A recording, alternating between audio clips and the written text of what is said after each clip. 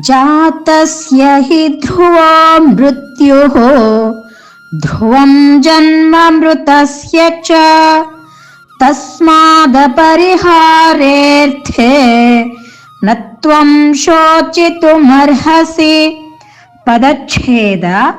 ಹಿ ಏಕೆಂದರೆ, ಜಾತಸ್ಯ ಹುಟ್ಟಿದವನ, ಮೃತ್ಯುಹು ಮರಣವು, ಧ್ರುವಃ ನಿಶ್ಚಿತ, ಚ ಮತ್ತು ಮೃತಸ್ಯ ಸತ್ತವನ, ಜನ್ಮ ಜನನವು, ಧ್ರುವಂ ನಿಶ್ಚಿತವೇ, ತಸ್ಮಾತ್ ಆದ್ದರಿಂದ, ಪರಿಹಾರ್ಯೇ ತಪ್ಪಿಸಲು ಸಾಧ್ಯವಿಲ್ಲದ, ಅರ್ಥೇ ವಿಷಯದಲ್ಲಿ, ತ್ವಂ ನೀನು, ಶೋಚಿತುಂ ಶೋಕಪಡಲು, ನ ಅರ್ಹಸಿ ಯೋಗ್ಯನಲ್ಲ.